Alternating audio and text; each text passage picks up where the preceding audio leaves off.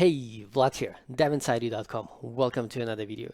In the previous couple of videos, we talked about managing your environment and also how to configure your 12-factor app. By the end of the previous video, we have seen the pure config integration with a library called Squants, which according to their website is the Scala API for quantities, units of measure, and dimensional analysis. I mentioned in the previous video that I might not make a video about squants because their documentation is actually really nice, but then I couldn't resist taking it for a spin and I actually have found a couple of gotchas which we will talk about today. Apart from that, we're also going to talk about Worksheets, which is one of the latest additions to Scala metals. So without any further ado, let's get right to it.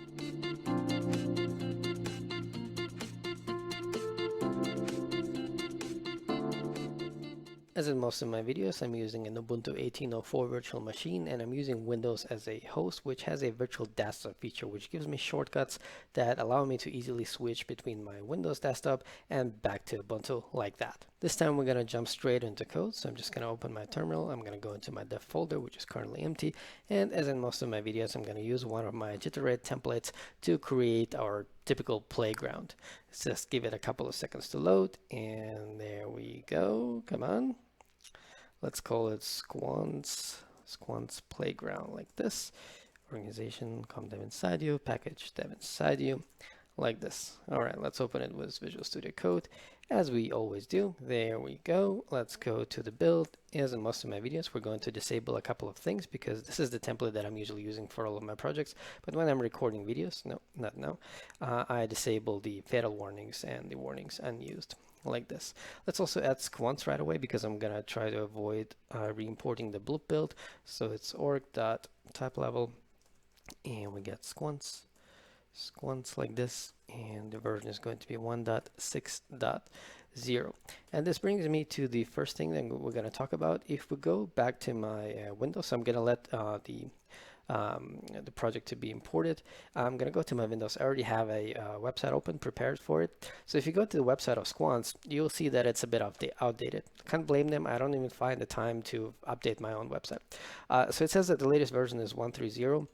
which is not the case, and also 1.3.0 is not even published for Scala 2.13.1, which is the latest version at the moment. However, if you go to the GitHub page, then you will see that the latest version is actually 1.6.0. You see it over here in Scala doc, and you also see it over here. It's 1.6.0, and this is also the one that we're using right now. So let's get back to the VM and start playing with it. But before we do that, we're actually going to start playing with Worksheets. So Worksheets is one of the latest features that was added to metals. So if you have metals installed, and if you don't know what metals is, I have videos about this. And you also need Bloop, and I have videos about Bloop. But if you don't have it, then metals is going to use the embedded version. Essentially, if you create a file with an extension .worksheet.sc, then Bloop and metals, they will be able to evaluate this file. So we're going to go and we're going to create a file called main.worksheet.sc, and I'm actually going to add it to my jittered template so that in the future we can start playing with it right away. It's a bit rough around the edges. It's been added only recently to metals. It's going to take some time the first time it's going to evaluate it, but after this you can pretty much just write expressions in there. For example, this is a sequence 1, 2, 3. You just save the file. It's going to take a couple of seconds and it's going to print out the result.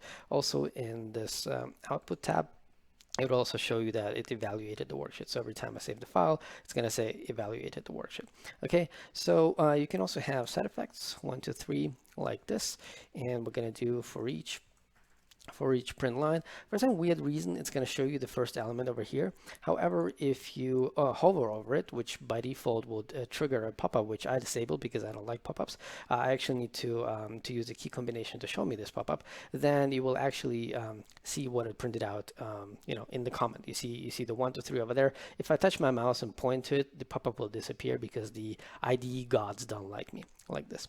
Now, as I already mentioned, it's a bit rough around the edges. For example, this over here is going to be a singleton-based literal type, right? So this is not a random integer. This is going to be only 1337. If we do 1337, then it actually compiles and it actually shows you the result. However, you still see those squiggly lines, and it will actually say identifier expected but integer constant found. Okay, but it still works, right? So you can still go, and if you do foo 1338, this will be an actual compilation error. And notice that as soon as it encounters a compilation error, then you don't see any output from anything. Okay, as soon as we fix it, and then we're going to see all the results again, right?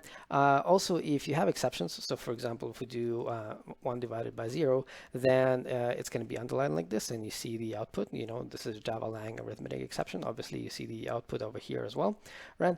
But however, you still see stuff that is before it, right? So you see these outputs. By the way, if you have been following my videos for quite some time, then you know that my comments are actually using, you know, with my color scheme, I'm using the red color. So these are not comments. You can't even like mark them. You can't copy paste them. Like if I'm marking everything, you know, this is like an extra thing. And by the way, if you guys know how to change this color, please let me know. All right. So yeah, pretty much the last thing that I want to show you is that if you have something after the exception, like print line hello world, then it's not going to be shown. Okay, right? Because this thing throws an exception. However, as soon as we do this, as you can see, it shows it to you in hello world like this. As I already mentioned, it's a bit rough around the edges. A bit later in the video, we're going to encounter a couple of more issues related to rendering of some special ASCII codes. But actually, I believe it's good enough to keep using it in this video. And also, as I already mentioned, I'm going to add it to the template because I think that I'm going to keep using it in my videos. So let me just prepare everything again. Just basically let me remove all of that stuff so that we can start playing with squants. Now, usually when I dig into new libraries, I like to start by understanding their name. And I'm not sure about squants, but I believe that it stands for Scala quantities, but your guess is as good as mine. Now, squants gives you a bunch of quantities and units of measure and stuff like this, right? And most of them, well, actually all of them are inside of package squants dot something. So if we do something like import squants and we do dot and we do control space to show me the auto completion, if we scroll down a little bit to the small letters, then we're going to see the other packages, right? So there's electro, energy, some experimental packages, there's information, market, mass, motion, photo, radio, space, thermal, time, and yeah. So these like 10 or something. Now we're gonna grab, for example, energy, and we're gonna go to something like power, for example. Okay, so this is how you know, you get access to these types. So this is, for example, power, like this. All right, so the code compiled, but obviously it throws the not implemented error. Now what you need to know that a lot of these types, they're actually aliased in the companion object of squants, so often you might get away with just this, right? So if you do just this, then it compiles as well. Obviously it still throws the same exception, but it compiles. However, for some reason, not all types are aliased in the companion object. For example, if you do something like go away, val hours like this, then it's not even going to compile, right? It will say, hey, not found type hours. So you would need something to do something like time.hours, right? So it's squants.time.hours. What does it do? Time hours is not a member of package squants time. Maybe that was actually a bad example. Hold on, time. Let's do days. Is days a type? It's not a type. Hold up. All of these. Oh, maybe they're not types. Maybe that's why. Right. In any case, what I usually do is I import just this, and then I import what I'm going to show you. So there are many ways to create these types, instances of these types. So for example, if you wanted to create power, one of the ways to create it would be like this. You just say power, and you give it a string was a value and was the unit like this. Now the result type of this is going to be now a Scala util try, Scala util, come on, util try like this. However, this constructor object, right? So even though the type is aliased in squants, the object is not, right? I actually don't understand why. Like all they would have needed to do would be something like this: val power equals squants dot what was it? Energy dot power, right? They would have needed to do this in their companion object, and it would have worked. But for some reason, they didn't. Basically, your option is to import this again, right? Let's remove this. Okay, import, paste, like this, right? So this is like you know, one of the ways you would usually do this. However, there are better ways to create powers, or you know, all the other quantities. So let's call this one power 1, and let's go do val power 2. It's also going to be a type of power. You don't need to annotate the types, like usually they will be inferred. However, since this is a tutorial, and in most of my tutorials I'm annotating the types, so I'm gonna keep doing this, right? So this is like one of the other ways to do this. However, we also need to import this, right? So you need to go and say energy, I want power, and I also want megawatts, like this. All right, and my Scala FMT ensured that that they're sorted alphabetically. All right, now the API is also capable to work with big decimals. All right, so if we go over here and we're gonna rep this like this, then we can do big big decimal like this. And the constructor for big decimal, what did I do wrong? It's probably the name. Hold on, it's power 2, power 3, like this. And the constructor for big decimal, it also accepts string, right? So this has nothing to do with squants. This just has something to do with the way big decimals work. All right. Now there are even better ways to construct these. All you need to do, and this is the way I recommend you to do it. So instead of importing all of these types, you just import squants dot, and then you go to energy, and then you do dot, and then you type in conversions, and you type in and you press Control space, and you're going to see all the possible conversions. And in this case, what we need are the power conversions. Okay, so we go power conversions dot underscore. Okay, and inside there are a bunch of implicits. So now we can do val power 5, which is a power like this, and we do 2.0.mw. Notice that this is milliwatts. This is what happened to me when I was preparing this video. I was actually kind of surprised, right? So if you wanted megawatts, you would actually need to use the capital M. And this is also the reason why I'm recommending not to use them at all, because what you can do is you can do something like this, megawatts, right? So this is like way more readable. I'm gonna keep making this mistake all the time. Like even during the preparation of this video, I was doing this all the time. I was duplicating the line, but forgetting to rename the thing. So this is what I recommend you to do. However, and also like look at this. Like if you import these specific ones, the megawatts and the power, the entire code is going to work. However, let me actually bring this one up like this and like that, right? So everything still works. However, look what's gonna happen if you import all of them. Like this, right? All of a sudden something does not compile, basically can't find this DSL, and I actually don't know why this is happening. There's probably some implicit inside of there, right? So basically what I'm recommending is always to just import squants and then the conversions that you need, like this. All right, and in this case, yeah, so in this case, like these two are not going to work anymore because we're not importing them, but we actually don't need them, right? We know how to create megawatts like this. Okay, works with big decimals as well.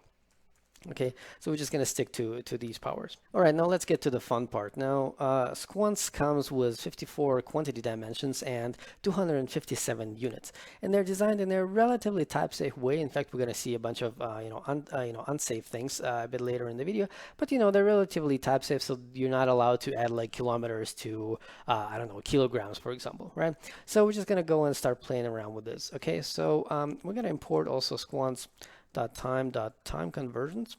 I'm probably going to stick all the imports over here.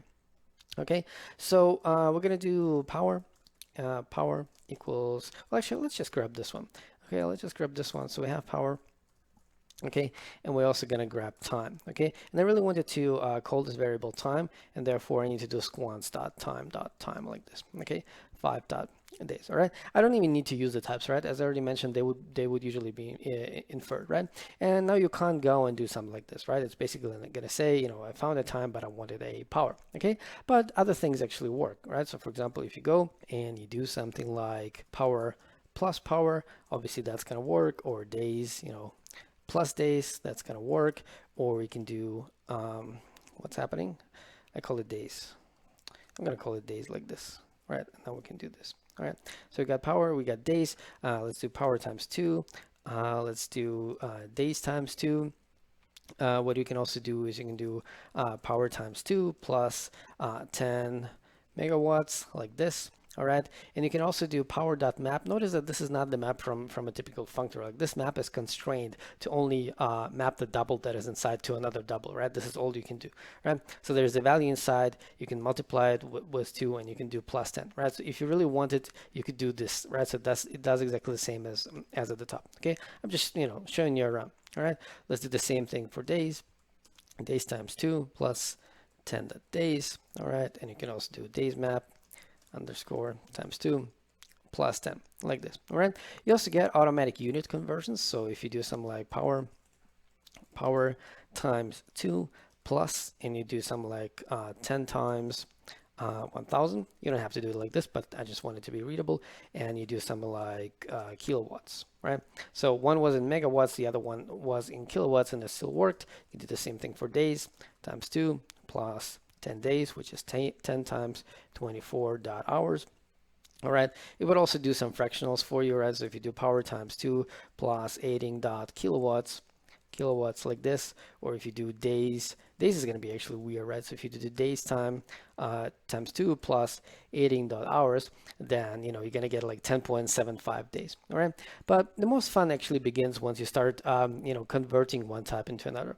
So we're not going to start by like converting. Actually, let me scroll down a little bit. So we're going to do something like power equals 2000 dot kilowatts like this, right? And typical beginner mistake. There we go. All right, it's gonna say true. Okay, you can also do 10 megawatts. 10 megawatts equals 2000 dot kilowatts like this.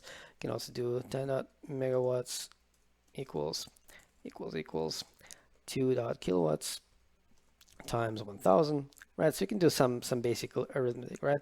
You can do 1 megawatts equals, and this is one of those things, this is like a DSL, right? So if you have like 1 kilowatt, instead of typing 1 dot kilowatts like this, so instead of doing this, you can just do that. I'm losing my voice. What's happening? Kilowatt, kilowatt like this. I actually wanted to multiply both of them by 1000 like this, 10,000 and times 1000. Okay, right, because 1 megawatt is 1000 kilowatts. All right, now even more fun begins when you actually start converting things, right? So if you do something like power divided by days, okay, then you all of a sudden you get this thing called power ramp, right? So this is a power ramp of type power ramp equals power divided by days. I was actually kind of excited, and when I learned about this, and I started to to try to remember some formulas from physics from high school, and I remember the one from for force, right? F equals m times a,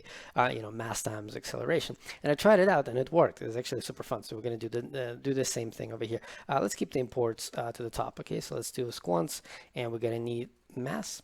And let's see which conversions we have in there. So we have area density, chemical amount, density, mass. So we need mass conversions, okay? We need mass conversions, and we also need space. And we're gonna do the same thing. We're gonna need come on, show me auto completion. Maybe it's because of the underscore. Come on. Squants.space.conversions. Yeah, there we go. Okay, we need the length conversion. Okay, so these are the two that we need. Okay, so now we can go down. In fact, let me actually scroll down a little bit like this so we have more space.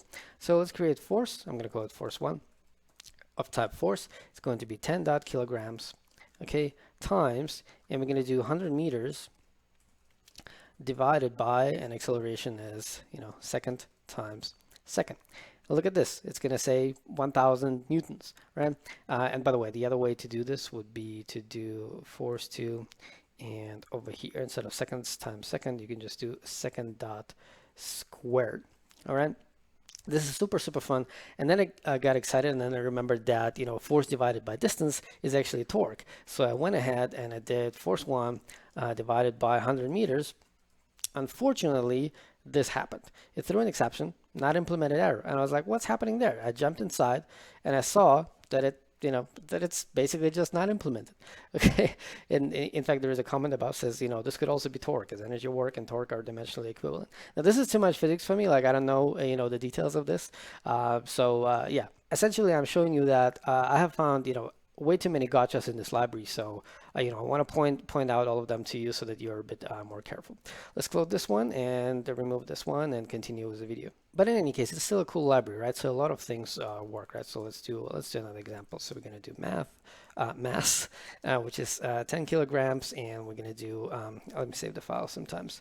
Let me save the file, and we're going to do frequency, which is time dot frequency, which is 60 divided by second, right? So this is a frequency, this is hertz, right? And we can do mass flow 1, the mass flow like this. It's going to be mass times frequency like this. All right, and also another way you could do this would be to do the other way around, right? Because this is a mathematical library, or technically physics library, but you can do commutative stuff, right? So this is the same way to do this. Now we're going to see a larger example by the end of the video. Let's just continue and see what else we can actually do. One of the cool things is that that you can do is you can get dimension conversions, and we're going to play with an example of information. So we're going to go and do I just want to show you around, a bunch of different types. So we're going to do information, and we're going to do information conversions like this, right? So these are basically, megabytes and kilobytes and all that stuff. Okay. So we're going to do val info1. Let me actually scroll down so that it's not at the bottom. Okay. So we're going to do info1, which is information dot information like this, and it's going to be 1.megabytes, and Scala FMT is going to fix it for me. Megabytes, come on, megabytes like this. All right. We're also going to do val info2. Actually, let me just do this. It's going to be faster.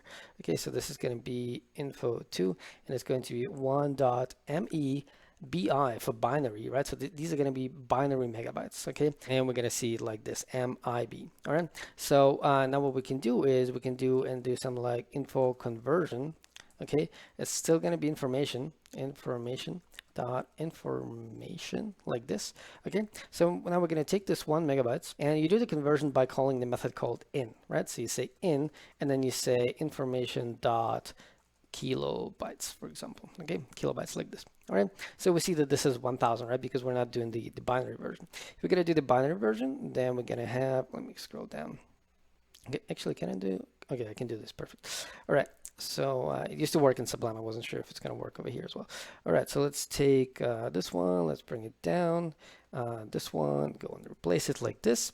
And let's see, actually not kilobytes. I don't want it in kilobytes. I want it into key binary, key bytes. Okay, it's kind of weird to read, right? But these are the, this is the binary version. Okay, you can also retrieve the value from inside with a method called to, right? So the conversion was in, and getting the value out was a function called to.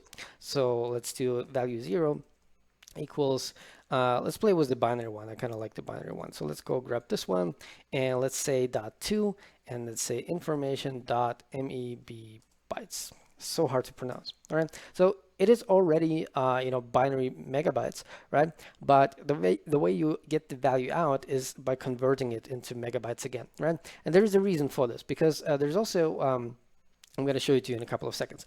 First of all, let me point out that let me duplicate this line and also duplicate this line. Let me just point out that the value that comes out of it is a double, but you can always upcast the double into a big decimal, right? I mean, it's not going to be that much valuable probably in this case, but it's kind of good to know that you can do this. Okay, right? So this is this is a typical widening. Okay, what you can also do is 2 megabytes instead of this whole thing, right? So you can just call 2 megabytes like this. So this is the one that I actually prefer. Okay, and this is what I was trying to explain a couple of seconds ago, that there's also a way to get out the raw value, right, just by saying dot value. But this is not recommended because you don't know in which quantity it is saved, and also you don't know in which well, therefore you don't know how the value is going to be printed out, right? So just by looking at this, the type is information, but you don't know the unit, right? So you don't know if it's a binary bytes, if it's whatever, right? So the recommended way of getting it out is by casting it, so to say, into itself, right? But you can also cast it into something else, right? So you can do you can get the kilo. I'm just going to keep saying kilobytes, right? We're going to play only with the binary versions, okay? So you can get out the kilobyte version. It's going to be converted and give you the value, right? So we're doing in over here, but we can actually go and do let me grab this one, for example. Well, actually, I'm going to grab this one. Okay, so we can do 4. Okay, and you can say 2 kilobytes. Where is it? Kibi bytes, this one. All right, so you're basically also getting the value out, right? So this is the value that comes out of it, right? Now it's not, so the conversion was in, and getting out of the value was 2, and behind the scenes of this thing, 2 is going to be called, right? So we jumped in there. All right, you can also get out the string value. So basically this toString that we're seeing. So we can do something like string 1, which is a string. It is going to be info conversion. Let's grab the second one. As I already mentioned, we're going to play only with the binary one, right? So you can just do toString, obviously, okay? But what you can also do is you can go and do, let's do string 2. You can also do this, basically this sort of conversion on this level as well, right? So you can do kibi KB bytes like this. Okay, so basically instead of converting and then saying toString, you can just pass it to toString, right? So it's an overloaded version of toString. We can just go and do kilobytes and then megabytes, maybe bytes like this. All right, and you can also get both of them. There's a function called a toTuple. Okay, so you can do value and string one. This gives you the tuple of double, and string, right? And the way you do this is by doing info conversions, right? And it works with with all the units and with all the dimensions and stuff. Okay, so you can do toTuple like this, but again, the tuple, but again, you don't know the dimension, right? So a safer way would be to use basically the same trick. Okay, so we can do toTuple and then pass in something like, I'm actually going to copy paste it like this one, and I'm going to copy paste the whole thing, and I'm going to do the third one. Okay, and I'm going to do the bytes like this. All right, what you can also do is you can get out the symbol, so you can go and do symbol one, which is a string, equals info conversions dot to, and you can do dot unit dot symbol. Okay, and then you see exactly what the unit was basically, and you can also do the conversion as well, right? So you can do dot in and then pass in something like this one, for example. Well, let's actually grab this one like that. Okay, so now you get the conversion into megabytes, right? You can also do something like this. I just want to show you that there's also rate. So there's information dot data rate, and you get the rate by doing something like this, maybe bytes divided by second, right? So remember this rule, instead of saying 1.seconds, you can just go and say second, right? It just reads a bit more nicely. Okay, since we're already talking about time, I didn't find a built-in way to convert the squants time into Scala concurrent duration. So what I did was I wrote this tiny thing that I'm going to show you. Time ops, it's going to take a time, right? So it's going to take in squants.time.Time, right? So this is probably the type, this is the arrow that I made in the beginning. So there's no type for hours and days. There's only a type for time. Okay, and we're just going to go in here. I'm going to import Scala concurrent duration like this, and we're just going to have a final def to concurrent duration, which is going to return the duration, and we're just going to do self dot 2 nanoseconds, and we're going to do dot nanos. I always recommend to go through the smallest unit, because this way you're going to be sure that you're not going to lose anything, right? So now you can do something like 2999 dot milliseconds, right? So this is the squants time. Okay, so go over here, we're going to see that this is the okay, you don't see that this is a squants time, but Scala concurrent duration doesn't have anything like time. Okay, and now you can do the duration, and you can just grab this and you can just call to concurrent duration like this, right? And this will be converted properly for you, right? Let's have a couple of more examples. To concurrent duration, let's do 2 hours dot to concurrent duration, and let's also do 24 hours dot to concurrent duration. Man, I like this worksheet. It's really good for recording tutorials. All right. So the next thing is approximations. So you can do something like 990 grams. Is it approximately a 1 kilogram? Right, 1 kilogram. Okay, like this. Now it's not going to compile. It's going to say could not find implicit value for parameter tolerance, but it's easy to create. You just go and do implicit val tolerance. You don't have to call it tolerance, but you can do mass, and you can do something like 10 grams. Okay, and by the way, it's let's also do this trick and say kilogram. Okay, so as soon as we're within this range, so if we do 991, then it's going to show that it is true. Okay, it also has a couple of built-in operators, right? So symbolic operators. So you can do, let me copy this one. Okay, so you can do equal sign and then this tilde sign like this, right? So it's exactly the same thing. And there is also a reversed version, and if you're using Fira code, then it's going to look a bit nicer, but this has actually a worse precedence. So this is Fira code. So if I position my cursor in the middle and I press space, and it will divide them, right? So it's basically in reverse. Okay, so apparently this one has a lower precedence, and I'm actually going to have a link down in the description to the Scala specification, which describes describes that. Another thing that you can do is, and I'm actually going to copy paste it from my script, you can use this Unicode character. I actually have no idea how to type it, but you can use it, right? So, you know, you can just copy paste it from the documentation if you prefer, but I would actually recommend just to use maybe this one until you run into an issue, or maybe just use this one and don't use symbolic operators at all. All right. The next thing that we're going to talk about is going to be quantity ranges. So you can just go and do a quantity range like this. You can do 10 minutes, 20 minutes, right? Which is going to be a range from 10 minutes to 20 minutes. And also there is a DSL for it. You can do 10 minutes to 20 minutes. This is similar to the Scala range, right? Where you do 10 to 20. Okay, so you can also do let's do this one, 5 minutes plus or minus 5 minutes, right? And there's also a DSL for it, right? So it basically, it goes to 10 from 10 to 20, right? So it's basically exactly the same range. So it's, the same way to do this range. Okay, there's also a DSL for it, obviously, 15 minutes plus minus 5 minutes like this. Okay, but note that these ranges, they can also go into negative, right? So you can do, for example, plus minus 30 minutes. Okay, then you're going to see that the range is going into negative. I can't mark it, right, because this is not a, not a text, right? All right, so you can also convert ranges to sequences, right? So if you do 10 minutes to 20 minutes, you can go and do 2 sequence, and what you get is not something like this, not something like a range. You're gonna get a list with this one and with this one. Let's do it for another one. Let's go and do 15 minutes to, well, not 2, let's do plus minus, right? Plus minus 5 minutes. Okay, and you're gonna see that we actually get the same thing, right? So it's 10, it goes 10 from 10 to 20, right? So it's basically, I made sure that we're playing with exactly the same range, except for this one.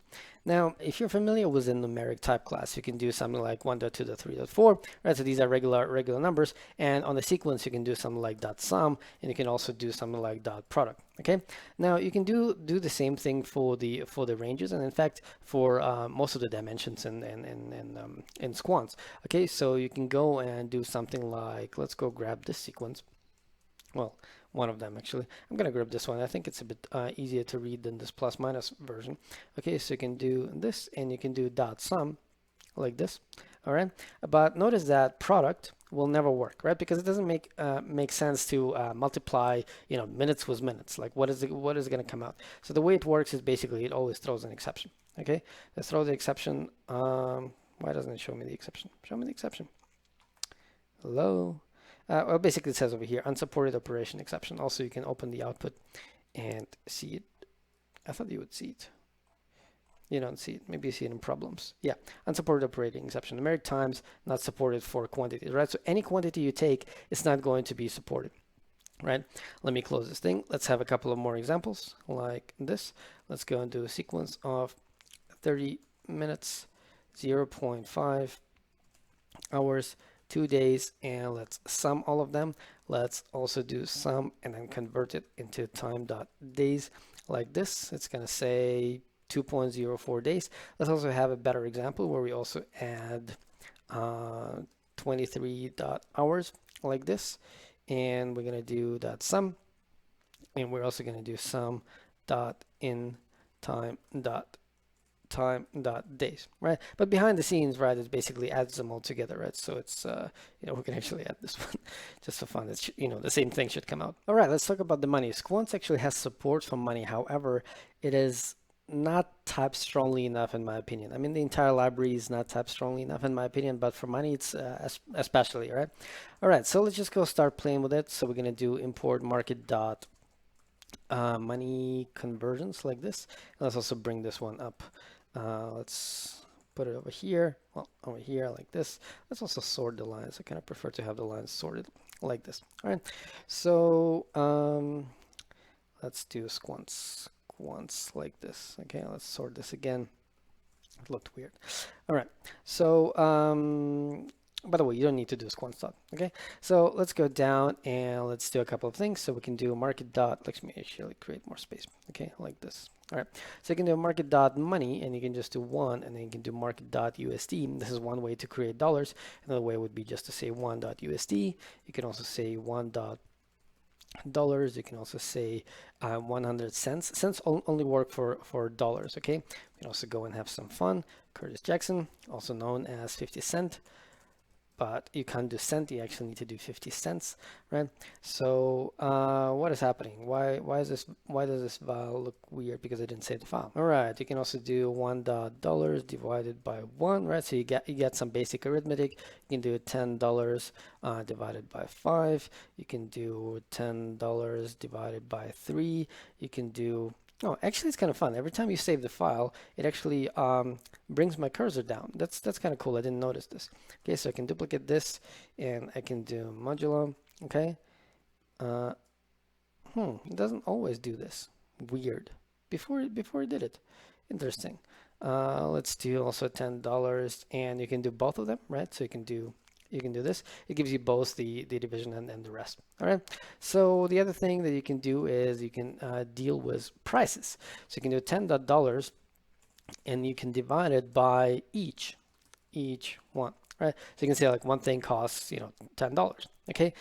So what you can also do is you can do price to price. In fact, let's actually do the same thing, because all I want to do is I want to show you the type. So the type of this is going to be price of dimensionless, right? So it's dimensionless because you have no idea what price you're talking about. So you can actually go and create a price which is not dimensionless. So for example, you can create a price for a volume. Okay, you can do $10, and it's divided by space dot US gallons, like this. All right, you need to specify how many. Okay, $10 divided by US gallons. You can also do by gallon, right? It's basically the same DSL, right? So you can do, so this is price 4. This is price 5. I just want to point out that you can also do 2 gallons, like this. It doesn't like it. Why doesn't it like it? I forgot another import. Okay, so it's probably mass and then volume conversions. Is there volume conversions like this? No, it's it's in space volume conversions. Okay, like this. Let's sort them. Right, let's go down like this, and there we go. All right, so you can do like $10 for 2 gallons, right? So this could be like some what's the word? A special offer or something like this. All right. Let's also do something else. Let's do price 6, which is going to be a price of power. In this case, price of power, and we're going to do $10 divided by 2 megawatts. Megawatts, right? You always wanted to know what's the price of power. Now you know it. Scroll a bit more down. Let's create one more. We're going to have price 7, which is going to be a price of power ramp, and it's going to be $10 divided by 2 megawatts per hour. Okay, so you have the price of power ramp now. All right, so what you can also do is you can do $10 toString. Okay, and it's going to show you that, and you can also do $10 to formatted string, right? So to formatted string does two things. It prepends the symbol, and it also basically round stuff up to the second digit. Now let's talk about currency conversions, like all the exchange rates. And I warn you, that be dragons. Okay, so we can create a rate 1, which is going to be a market.currency exchange rate, like this, and we're going to do market.USD divided by 0.91 euros, right? So this is actually currently roughly matches the conversion rate between dollars and euros. There's also another way to do this, right? So there's there are a lot of ways to do this. So this way to do this would be something like $100 is the same as 91 euros. So essentially there's a conversion from tuple to currency exchange rate. And you can also have yet another way where you can do the same thing, but instead of the arrow, right? So instead of constructing the tuple, you can go and you can say to the to the 91 euros. Now notice that I made a mistake when I was preparing for this video, and I did something like this. Like, what if I take $100 and I divide it by 91 euros, right? So I wanted to do something like this, right? So it looks the same, but it's actually not the same. Like, what is happening here is actually it would try to convert dollars into euros, and by default there's no conversion rate, so it needs to know which one of these rates to take. So what it shows me, it basically says no such exchange rate exception. Again, it's an exception instead of doing like proper type classes. All right, so what we're going to do is, let me actually comment this out real quick, and we're going to go and say eval many1, right? So this is how you would do it, $100. Well, actually it's exactly the same thing. Okay, so basically what I'm pointing out is that this is not a rate, this is actually some money value. Okay, but this is not going to compile. Oh, well, it's going to compile, but it's going to throw an exception, and we're going to play around with it just in a couple of seconds. For now, let me show you how to use these conversion rates sort of manually to convert a value. Okay, so let's take, for example, R2. We could have taken any one, right? So you can just do convert $10, right? And it can do it both ways, right? So you can do this. You also have the overloaded operator like this, $10. Okay, so you can just multiply a rate by by money. You can also do the actual conversion, convert 9.1 euros. I mean, both of them were actual conversions. Okay, so you can go back and forth, right, with dollars and to euros, right? Because this conversion rate, it knows how to go both ways. And you can also do times like this, right? So it understands both ways. What you can also do is you can do the other way around, but the other way around you can't do convert, right? You can only do times. Okay, you can only do times like this, and the same thing was 9.1 euros like that. All right, now if you have a bunch of exchange rates, then you can put them all in a list. So let's go and do val exchange rates. In fact, the library encourages you to do this, right? So let's just put them in a list. Let's say market.usd and divided by 0.91 euros, and we can do market.usd is, this is Brazilian real, and as you can see, not everything has a DSL, right? So I couldn't have said 4.24 dot BRL. Actually, maybe I can do .brl. Let's actually try this. Should be able to. No BRL, come on. Yeah, no, it doesn't work. Okay, let's go back. For some reason, not every currency has a DSL. Okay, not market like this. Come on, market. All right, so we're also going to have another exchange rate for Brazilian real to 0.35, and these are Australian dollars. Okay, like this. So now that we have these exchange rates, we can actually go and we can create an implicit val. I'm going to call it money context, and it's going to be market, right? So market, in the squants market package. Okay, and there is inside of it there is a default money context. Okay, default money context, and we can say with exchange rates, and we give it exchange rates, like this, right? So now because we have the conversion rate, the implicit conversion rate, we can actually cut this thing out and actually go down and do something like this. Okay, and notice that the result of this is going to be a big decimal, right? Because it's money, and apparently money is important to folks. All right, like this, big decimal. Cool. This is actually the part that I find a bit weird. Like, this is not how type classes are supposed to work, right? So this thing is supposed not to compile when this thing is not there, instead of throwing an exception. Okay, this is not how it's supposed to work, right? Like, what the hell is this? In any case, I don't want to be negative, because it's still a cool library. It's just that I wish it was a bit more typesafe. Okay, so let's also do something like this. So I just want to show you that some of those things are not going to work. So let's do. Let's actually do $100 times 91 euros, and I want to show you that this is not going to compile, because, well, actually maybe it will compile. No, it doesn't compile, because again, multiplying dimensions with another dimension it's just not going to work. If you multiply dollars times dollars, what are you going to get? Like dollars squared. Okay, so this thing is not going to work. Let's comment it out like this. Let's do money 3.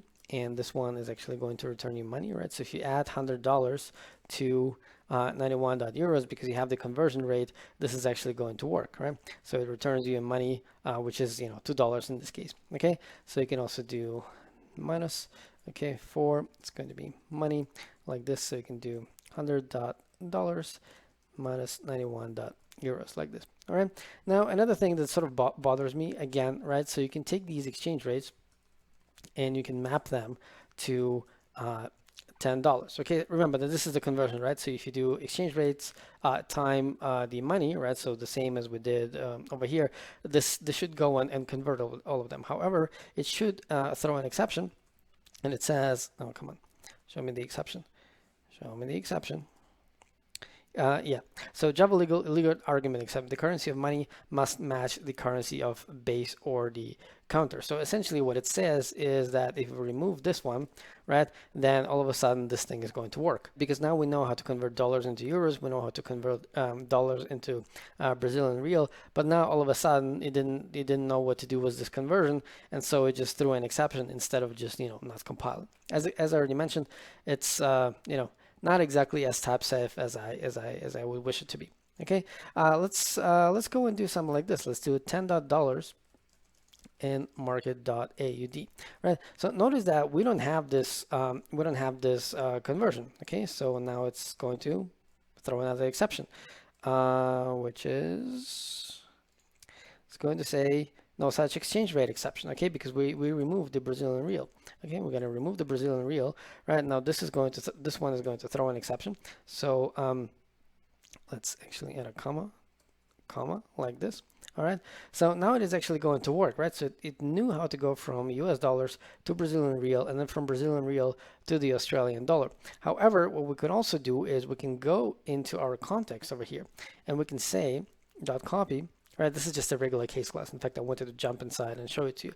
So you can do allow indirect conversions, which is true by default, which I kind of disagree with. And you can do false, and now this thing is going to throw an exception. Right, it's going to say no such exchange rate exception again. Right, so basically it's going to ignore this exchange rate. All right, so let's actually do this else. Let me also jump into default money context so that I can show it to you, right? So there's basically a default currency set, and money context is just a case class which has the base currency, right, USD, and you should explain how to convert it into all of these other currencies. We can go in there and see that this is just a regular case class, and sometimes Bloop does this to me.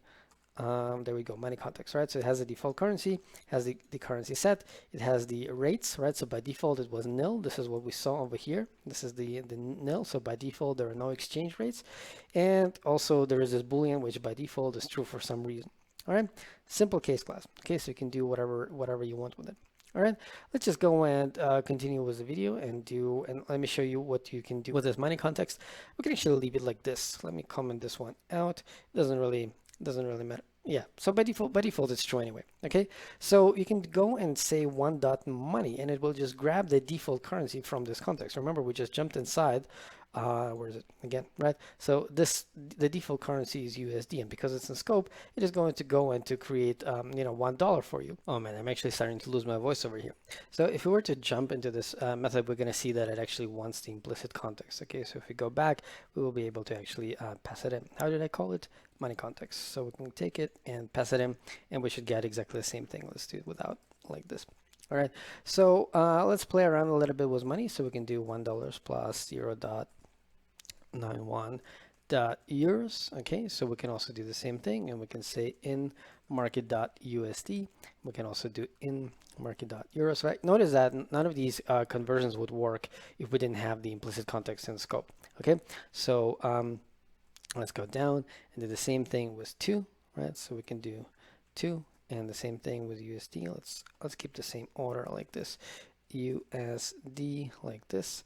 Right, let me scroll down a little bit, and let's also do exactly the same thing with toString.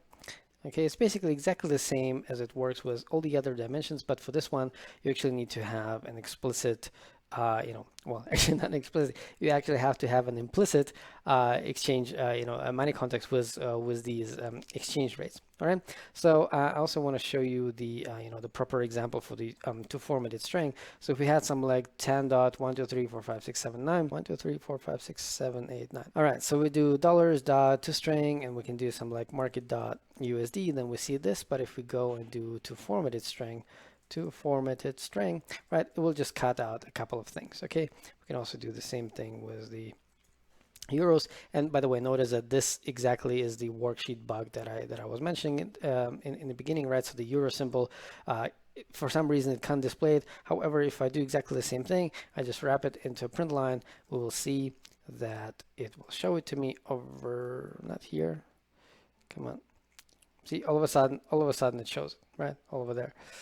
And I should see it over here as well. Yeah, we see the symbol, right? So again, a couple of rough edges, but it's fine. It's fine. And in fact, it's so fine that I'm actually gonna keep using it probably in the upcoming videos. It depends what what kind of videos I'm gonna make. All right.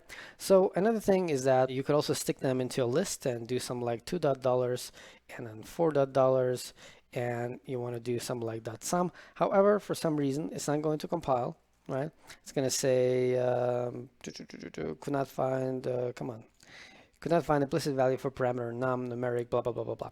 So for money, for some reason, you actually need to go, well, not for some reason, it's because of the exchange rates. However, you need to go through yet another implicit. You need to do something like money num equals new money numeric like this, okay, with an empty curly brace. Okay, so if you were to jump inside, we're going to see that it basically needs this money context in order to do all of these things. I have no idea why we needed an extra thing. In any case, so we can do this. We can also do let's do $2 and let's take €5. Just having fun. Let's have this thing again, and let's do that to formatted string market.usd. Okay, and as always, you can't go and do, if you do like 2 and then $4, doesn't really matter. You can't go and you can't do product, right? As always, it like this.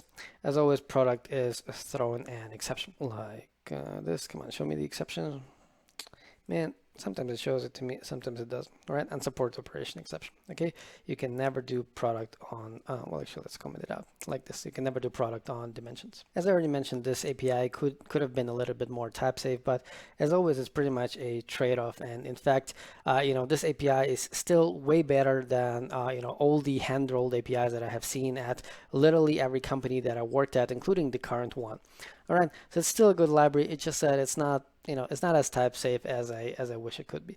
And we're also pretty much done with the video. What I'm going to do now is I'm going to copy paste a slightly larger example, which is basically copy pasted straight from the README, which just looks super cool. We might actually still need an extra import, yeah, from megawatt hours. So we actually need to go and to do energy conversions as well. Right. So as you can see, in the entire video, it was enough just to have import squants and just to have all of the all of the conversions. In fact, we probably also can do this. I don't recommend you do this, but if you're lazy, you can also do this, right? Because squants is already in scope. See, as it's not so simple, right? So that's exactly why I don't recommend you to do this, right? Let's take a look at this example. It's actually kind of cool. So you have some money, right, which is USD, and you divide it by 1 megawatt hour, so you get the price. Okay, you also get the energy usage by doing kilowatts times hours. You have the cost by multiplying these two together. You can have, so this is a different example, you can have a Dodge Viper, right, the car, 60 miles per hour in 3.99 seconds. So the speed that it reaches after 5 seconds is going to be Dodge Viper times 5 seconds. You can say, how much time does it need to reach 100 miles per hour? Well, it's 100 miles divided by hour divided by Dodge Viper, and 6.4 seconds. You can have the density, again, another example. You can go, a bunch of kilograms divided by cubic meter. Notice the 3 over there. All right, you can have the volume flow rate, 10 gallons divided by a minute, flow time, 30 minutes, total mass flow, volume flow rate times flow time times density, right? So as you can see, it is still a very, very great library. It's just that it's not as type safe as you would expect from a typical Scala library. All right, cool. That's pretty much all I wanted to show you today. As always, remember that I'm just one guy and I can't show you exactly, every little detail of every library. So please always remember, to take these libraries for your spin yourself and have fun with them and play with them. And this way you will also, remember the API. One last thing, I recently discovered a free and open source platform, which is an alternative to YouTube. And no worries, I'm not jumping ship. It's called Library. You spell it with LBRY. So if you actually go to lbry.devinside.com, you're going to see my videos as well, because basically they're very, very eager to bring in new creators, and specifically for YouTube creators, what they did is they offered a pretty much one-click synchronization solution, right? So basically they just synchronized my entire channel, and now all of my videos are available over here as well. And one of the cool things that it offers you is that you don't have ads, and also you can download the videos. They also come with their own client, right? So this is the client. It's basically an Electron app, right? So you can have your videos downloaded. You can also download it over here, right? So I can just click download. Just gonna start downloading the file, okay? And so yeah, so if you're an open source fan, you can check out my videos on the library. And the way money works there is that basically if you like the video, you can actually tip people. They have their own cryptocurrency called LBC, which probably stands for library currency. I'm a crypto noob though, so I'm gonna shut up and stop talking about this. And you know what, I'm gonna stop talking in general. As always, it's been Vlad, devinside.com. Don't forget to like this video if you did, subscribe if you want to improve the developer inside you, and if you learned something today, consider supporting me on Patreon. But most importantly, take care.